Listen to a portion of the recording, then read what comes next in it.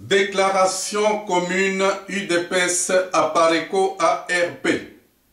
Nous, mouvement politique et membres des forces vives, civiles et militaires, de la résistance au processus d'occupation et de balkanisation de la République démocratique du Congo, réunis au sein de l'Union pour la démocratie et le progrès social UDPS, l'Alliance des patriotes pour la refondation du Congo Apareco et l'Armée de résistance populaire ARP, résolument engagés dans la lutte contre le pouvoir dictatorial d'occupation et sanguinaire de Kinshasa, défendant le respect de l'instabilité des frontières et la souveraineté du peuple congolais, combattant contre les multiples violations des droits de l'homme commises en République démocratique du Congo.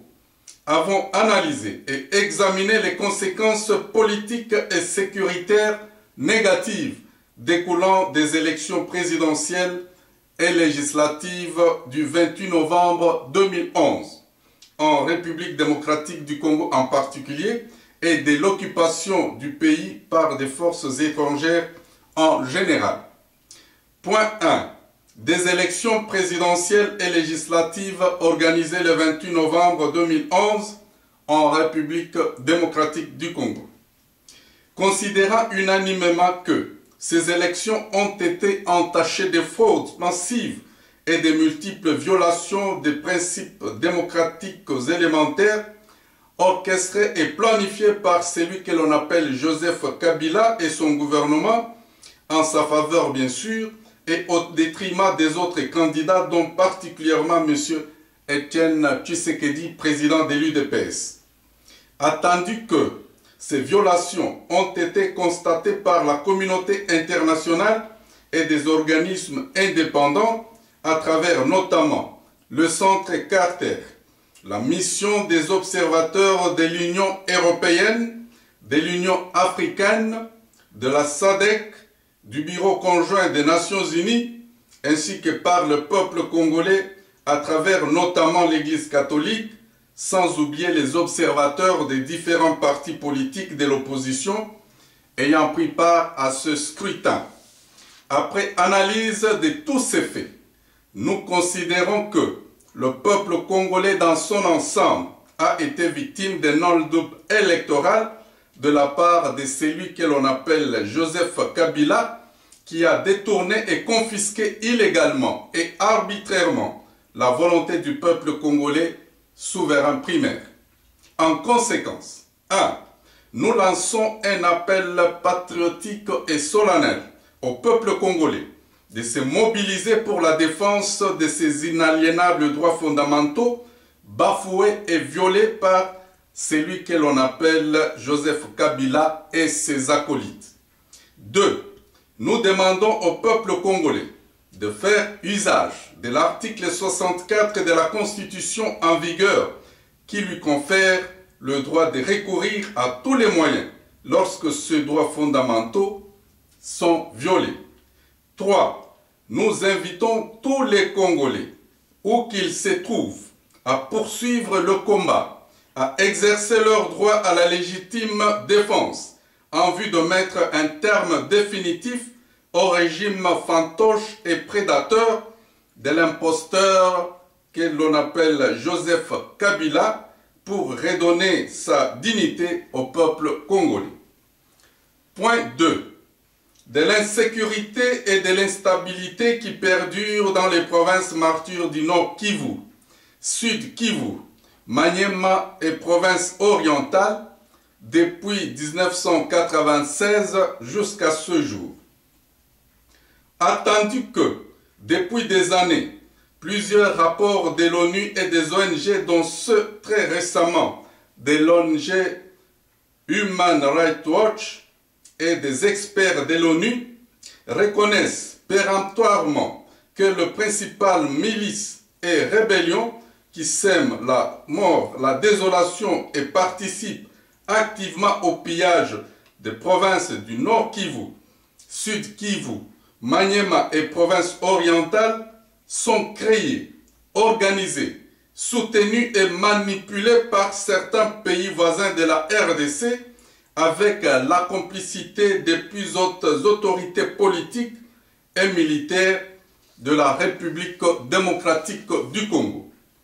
Attendu que, aujourd'hui, il n'y a plus de doute sur les intentions malveillantes de certains pays voisins sur la nature de leurs opérations de déstabilisation de la partie orientale de la RDC, visant l'accomplissement d'un projet secret de balkanisation et d'annexion de cette partie du territoire national.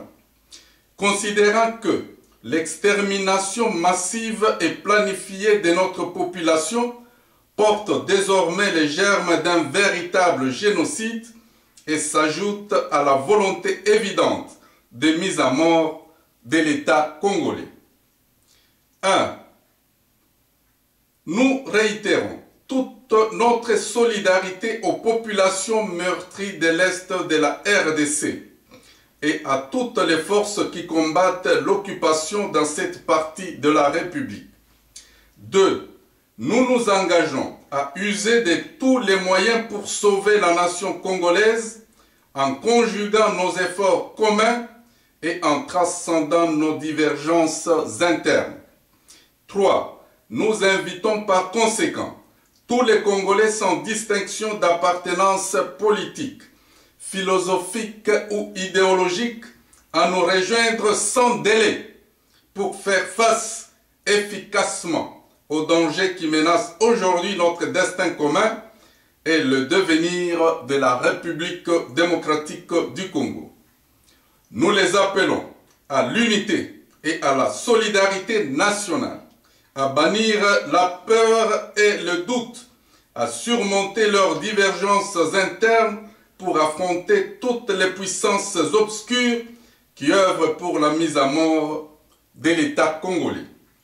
Nous demandons à tous les amis de la République démocratique du Congo, ainsi qu'à la communauté internationale, de cesser toute compromission avec la dictature en place et à apporter un soutien sincère au peuple congolais en désavouant et en sanctionnant les États et les réseaux mafieux qui participent aux violations massives des droits de l'homme en RDC à travers leurs complices aux différents groupes armés qui sèment la désolation dans l'Est de la RDC.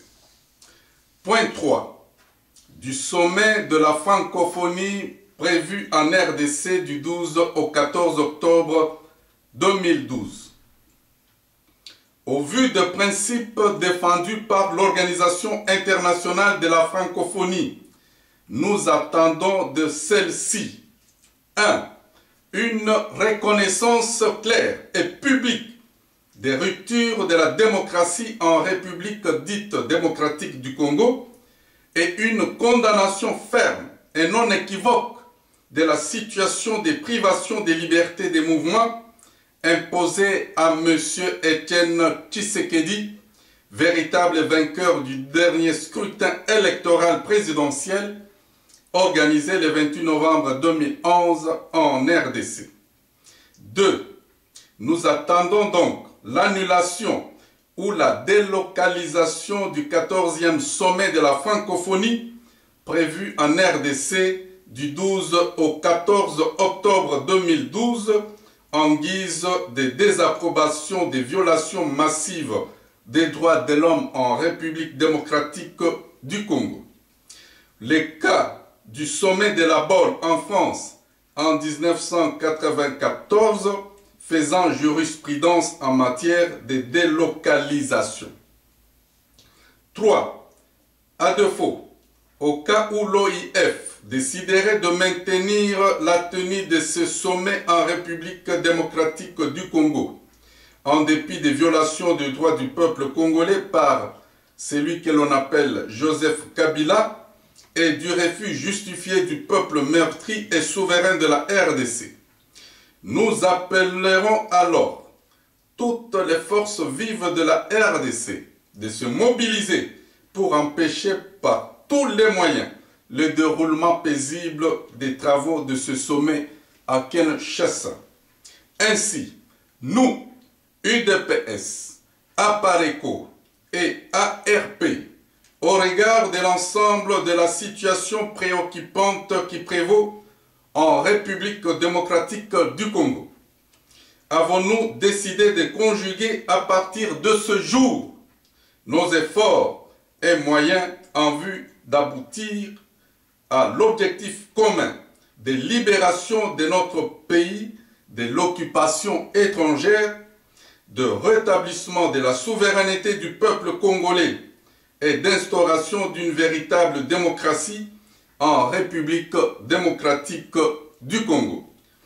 Que Dieu bénisse la République démocratique du Congo. Fait à Paris le 14 juin 2012.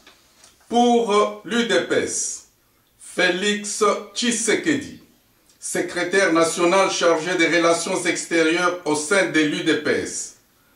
Pour l'APARECO, Candide Okeke, directrice de cabinet du président national de l'APARECO. Pour l'ARP, Fanfan Longa Fwamba, secrétaire général de l'ARP. Je vous remercie.